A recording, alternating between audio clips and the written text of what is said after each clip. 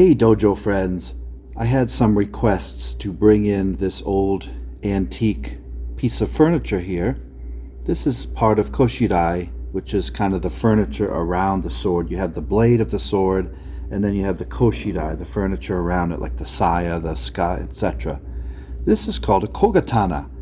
Kogatana means small sword, or Kozuka. Kozuka is the common name for this. But you can see this is an antique, very, very old. This is from the Edo period. I'm not sure of the date when I purchased it from Japan. But as you can see, this little knife here, this Kogatana, comes out. And this is handmade, just like a katana would be. It's got the tang down here. And the blade up here, as you can see, it's not in great shape for being several hundred years old. Can you see the Mei? There's a signature on here.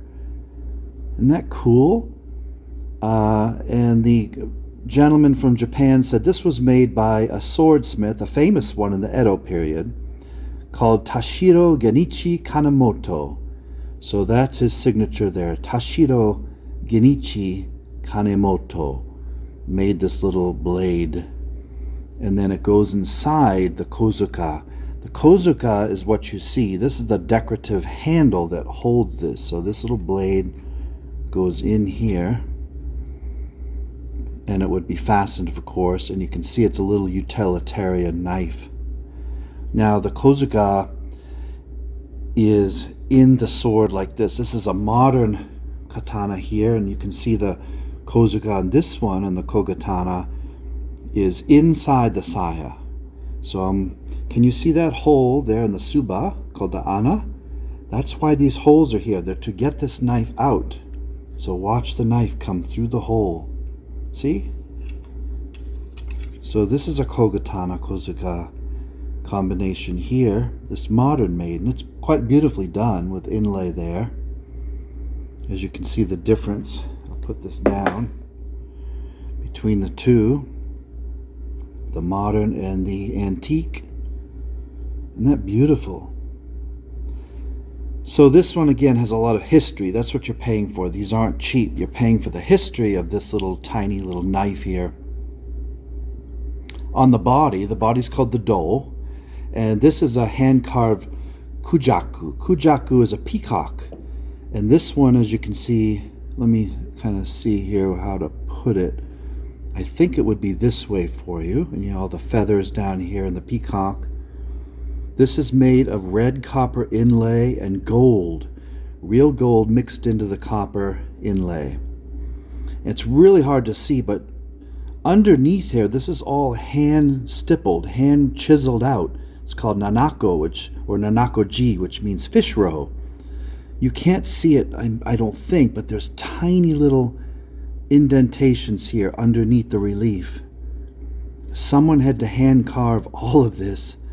In Japan, the peacock here, this represents, it symbolizes beauty, prosperity, and good luck. So the peacock was a pretty, I don't want to say common, but it's a motif to bring you prosperity and good luck. It's an 8-inch blade, as you can see. It's about 8 inches long. Or I should say the Kozuka's, it's 8 inches, and then 4.3 is the Kogatana. Isn't that cool?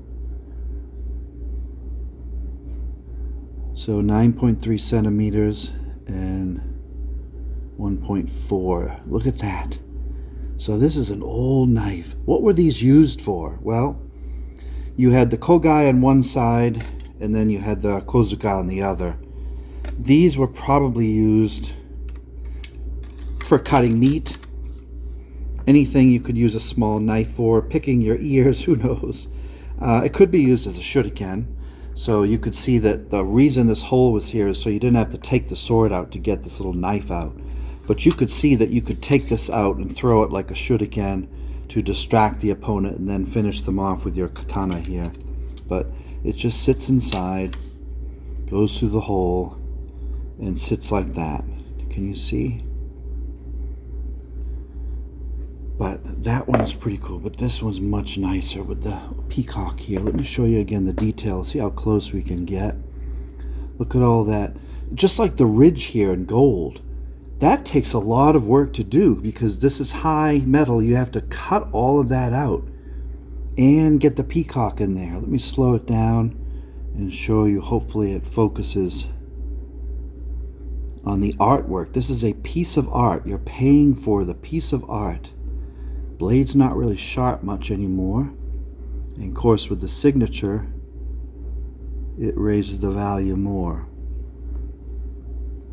So that is a little Kogatana, or most people call it Kozuka. That's okay, it's not wrong to call it that, but technically Kogatana, Kozuka is the handle, but Kozuka is correct too. Isn't that cool? Tashiro Genichi Kanemoto, thank you for this. A smith in the Edo period. So they not only made the sword and everything around it, they also made these little knives here. So that is a historical part of the koshidai, the furniture of a Japanese sword. I thought you might enjoy seeing that. You can find these on eBay, but usually they're separate. They're very rarely together. You usually find these, Kozuka you can find on eBay for $100 to $5,000, but you rarely find them with the blade still intact, and I think that this one fits this particular one.